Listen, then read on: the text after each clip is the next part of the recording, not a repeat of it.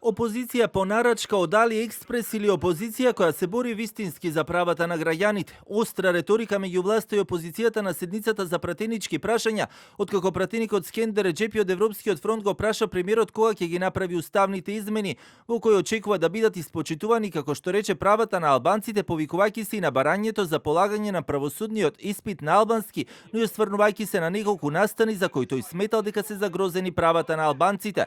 Премиерот пак му возврати дека правата на граѓаните не се бројат во проценти, но и возврати со контрапрашање зошто албанскиот опозицијски блок не ги осудил фудбалските надпревари, каде биле упатени навреди кон македонците, а кога веќе ги спомнуваат уставните измени, зошто забораваат и на правата на македонците во Бугарија, за кои имат пресуди во Страсбур. Јас сакам да живам подеднакво и со македонците и со албанците, со сите други, не подалеку од ова, значи во соживотот, поврзана со соживотот, еден граѓанин, 10 полицајци го приведоа еден млад како да е најголем криминалец поради единствена вина што тој држеше во рака едно палестинско знаме. Дали сте подготвени да ги направиме уставните измени, вие тоа да го почините, како што го кажавте во 2020-2022, вие како премиер, вие да ги земете, значи придобивката и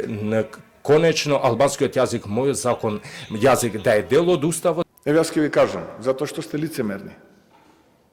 Затоа што сте патриоти од AliExpress кога сте во опозиција, а кога сте во влада промовирате зелени екоагенди. И да, мене ми пречеше правници кои што треба да се борат за јустиција, треба да се борат за владење на право, на протестот самите го прекршија правото. Не видов ниту едно знаме на државата во која што треба да се полага тој испит. И познавам многу албанци, многу, верувате многу, дури можеби повеќе од вас, кои се мои пријатели, семејни, другари, блиски, кои што не сакаат себе си да се гледаат низ проценти. Не изостана ниту прашањето на пратеничката група на СДСМ за тоа дали министерот Арбен Фетај, кој ниту овој пат не се појави на пратенички прашања, се уште користи обезбедување од страна на МВР и дали министерот Тошковски и министерството планираат да му укинат тоа право додека се шета и додека е на патувања, за кои како што велат се уште не знаат од каков бенефит се за државата. Значи заканата дека не ве спасува ни ова говорница овде, не ви е потребна. Не ви е потребно. Одговорете на прашањата и за Фетај и за било кој други, ако имате право и писмено да одговорите. Меѓутоа, прашањето е поставено устен одговор да добиеме овде.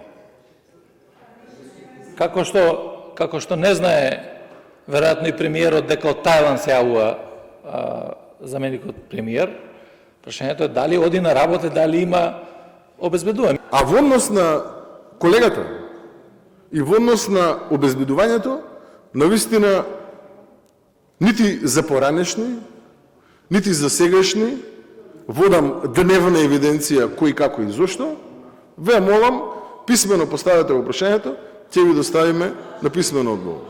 На седницата не изостана ниту прашањата за задолжувањето, но опозицијата реагираше на тоа дека не беше присутна министерката Кочовска, па нејзиниот заменик одговараше на прашањата. Ниту на оваа седница не присуствуваше министерот за добро владење Фетај, кој се уште не е вратен од пат. Седницата за пратенички прашања е секој последен четврток од месецот.